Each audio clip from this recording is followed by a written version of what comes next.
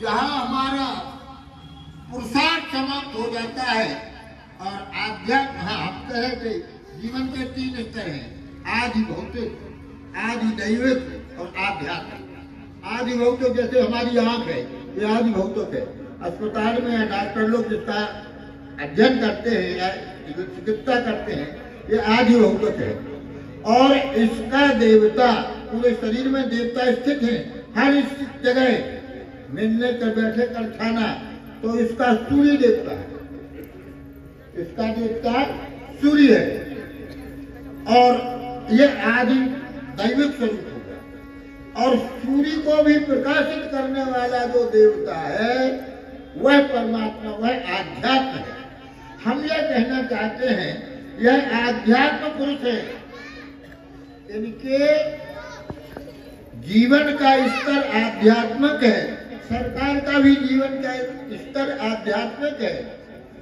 सरकार ने हमसे भी एक ऐसी बात समझ गया कि आप हमको क्या समझते हैं। समझने की बात यह है, सारे ज्ञान का मूल वह आध्यात्म है, वहां से ही सब प्रकट हुए हैं। तो जब हम ईमानदारी से, और मेरी बात सुन लीजिए, आदमी सबसे ज्यादा धोखा बेईमानी अपने लिए करता है। दुनिया को करे चल सकता है, पर जब अपने प्रति बेईमानी करता है तब उसका विनाश होता है। हमें अपने प्रति ईमानदार होना चाहिए। उदाहरण के लिए कि नित्य हम प्रातःकाल स्नान करते हैं। अब ठंड पड़ने लगी तो हम कहने लगे कि मीन सदा जल में रहे, धोए बात सजा है। नए धोए क्या हुआ, नए धोए क्या हुआ, अब मीन सदा जल में रहे, धोए बात सजा जाए। ये अपने को धोखा देना, ये अपने को धोखा देना। एक न्यायाधीश अपराधियों को जीवन भर दंड देता रहा। एक दिन उसका लड़का अपराध में फंस गया, आ गया सामने। इतना जघन्य अपराध था कि उसके फांसी की सजा होना थी। तो न्यायाधीश ने देखा ये तो मेरा बेटा है, तो कहता है कि देखो अपराध सत्य होता है, पर अपराधी को एक मौका दिया जाना चाहिए जिससे कि वो अपने में सुधार कर ले।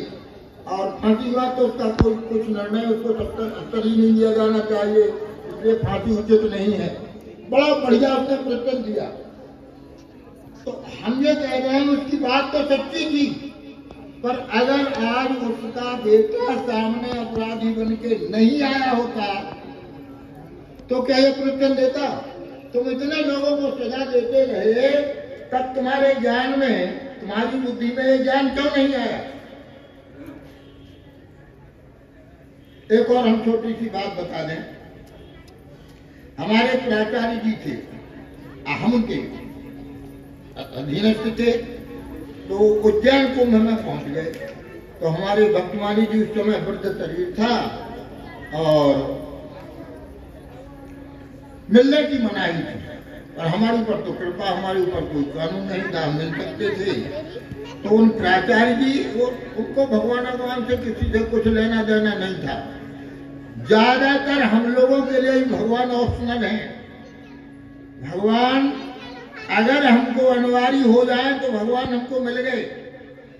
मीराबाई की तरह अगर हम कहें, हरि बिन न सरेगी माई, बिना भगवान के काम नहीं चलेगा, यही बात है। तो उन्होंने कहा, देखा कि भक्तमाली जी की बड़ी भारी महिमा है और उनके लड़के की नौकरी नहीं लगी थी, कुछ पौष्टिक समस्याएं थी।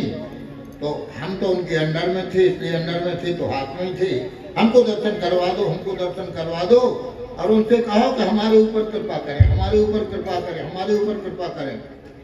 तो हमको चाबी भर भर के, एक खिलौने में चाबी भरते नहीं, और जबरदस्ती ले गए। वहां ले गए तो महाराज जी लेटे हुए थे। तो हमने परिचय दिया और प्रार्थना की, महाराज जी पर कृपा करो। पता नहीं महाराज जी ने किस मूड में थे, महापुरुष जब कभी ऐसे बोलते हैं तो उसमें विशेष बात होती है। तो सरकार हमने कहा इन पर कृपा करो, इनके ऊपर कृपा करो। तो हमारे गुरुजी ने कहा क्यों मैं क्यों कृपा करूं? हमारे महाराज जी तो कभी ऐसा बोलते ही नहीं, ऐसा क्यों कहा? तो महाराज जी ने क्या कहा, क्यों मैं उन पर क्यों कृपा करूं? फिर इसके बाद महाराज जी ने जो शब्द कहा वो स्मरण करने योग्य है। वो शब्द क्या है? उन्होंने कहा कि पहले ये अपने ऊपर कृपा करें तब हमारी कृपा कुछ काम आएगी। अगर अपने ऊपर कृपा नहीं करेंगे तो हमारी कृपा किसी काम की नहीं है। हम ये कह रहे हैं आप अपने ऊपर कृपा कीजिए। उद्धरे आत्मानम नात्मानम अवसादे, आत्मैव आत्मनो बंधु आत्मैव गुरुआत्मना। अपना उद्धार स्वयं ही करना पड़ेगा। स्वामी राम सुखदास जी कहते हैं दीक्षा ले लेकर के लोग नरक जा रहे हैं। लोगों ने पूछा आपने क्या कहते? बोले धोखे में नहीं, होशवास में कहा है। इसका मतलब क्या है? इसका मतलब है लोग कहते हैं दीक्षा में कैसा मन लगता है, तो पंडित जी से पूछते तो कहते हैं कि नारियल ले लो, फल ले लो, ये ले लो, एक चरा ले लो, कान को ऐसे उड़ करके करना पड़ेगा। ये प्राणों का सौदा है। इस दरबार में समर्पित हो जाना ये प्राणों का सौदा है। पहले अभी सरकार बार बार जीते जी मरना पड़ेगा। जैसे कि हमारी ये तौलिया है, इस तौलिया को हम चाहे कभी में डाल लें, सिर पे डाल लें, गले में डाल लें, यहाँ डाल लें, पैर पोंछ लें, नाक पोंछ लें, फाड़ के फेंक दें, किसी को नाली में डाल लें। तो तौलिया क्या कहेगी? तौलिया कुछ कहेगी कि ऐसा क्यों कर रहे?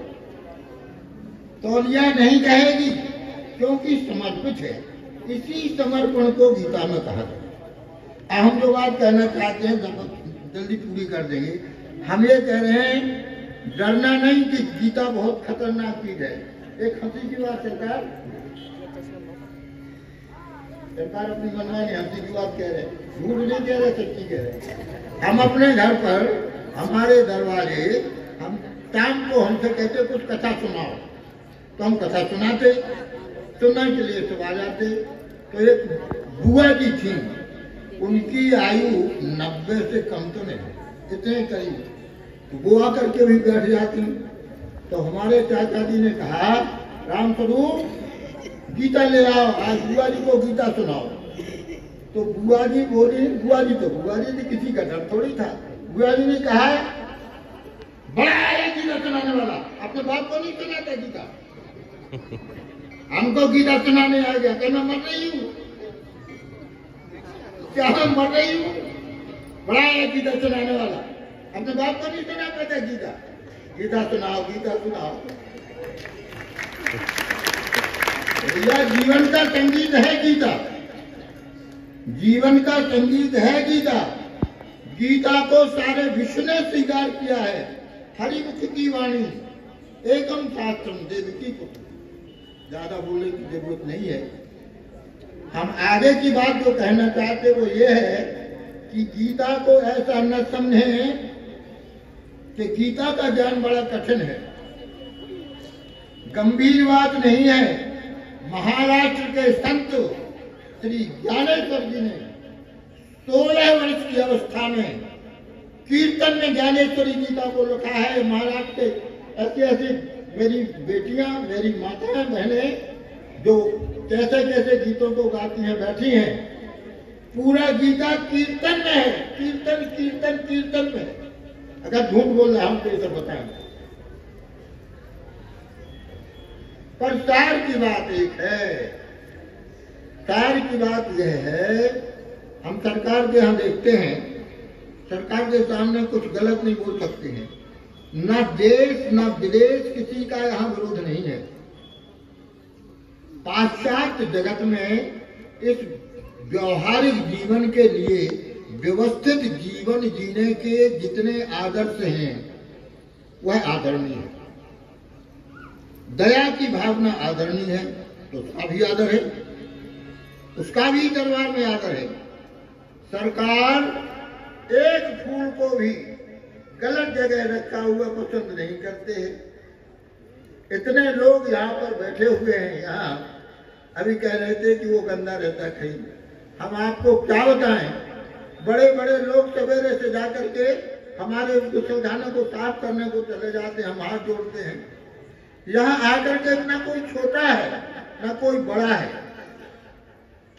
तो अब ठाकुर जी की गीता की 10 मिनट में बोलना है। एक बात और कह देते, जब से हम लोग पढ़े लिखे हो गए हैं तब से हमारे जीवन का एक बहुत खराब गुण आ गया है। गीता में लिखा है युक्ताहार विहारस्व युक्त चेष्टा कर्मसु युक्त स्वप्नावबोधश्च योगो भवति दुःखः। इसका अर्थ क्या है? युक्त आहार विहार, आपका आहार और व्यवहार व्यवस्थित होना चाहिए। सरकार इस बात को बार बार कहते हैं, करते हैं। फूल आपको अर्पित करना है, अगर ऐसा फेंक दिया तो सरकार हाथ पकड़ लेते। फेंकना नहीं है, अर्पित करना है। कहाँ रखा जाना वहां रखिए।